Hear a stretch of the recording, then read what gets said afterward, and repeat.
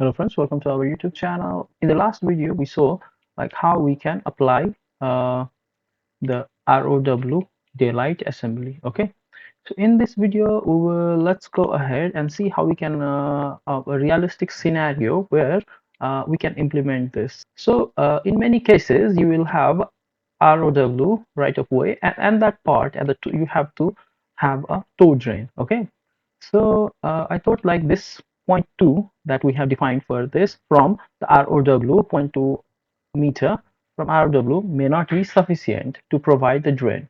So let's first add a ditch in this side ditch. So here in the Civil 3D, you have a default ditch. We'll just add a default ditch, side ditch to this to our at the end of our embankment. Okay, so let's add it.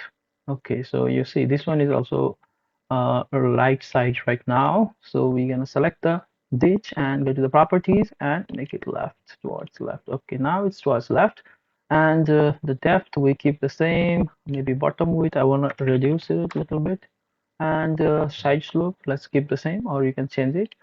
And ditch wall depth, this depth 0.1 is fine for me, and 0.15 is extension height,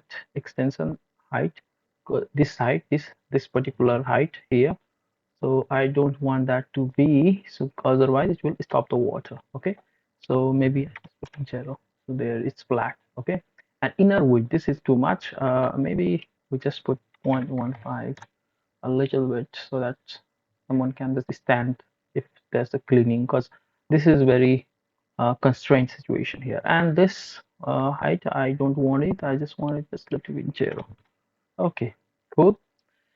So now we have the ditch here. Let's rebuild the corridor with the ditch. Let's rebuild it.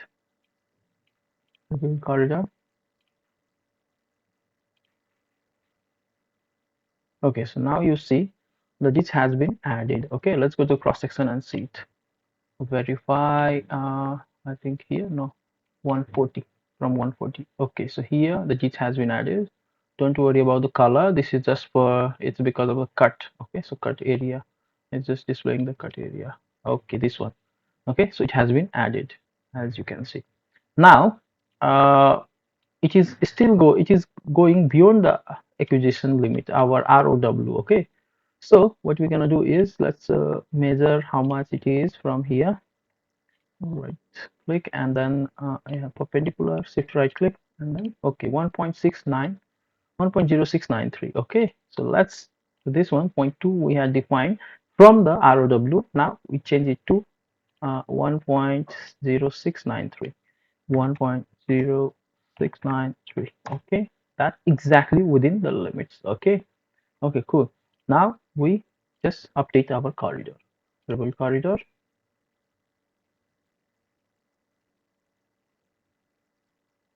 And you see it is now within the limit, or at the limit, exactly at the limit. Okay, or you can reduce it.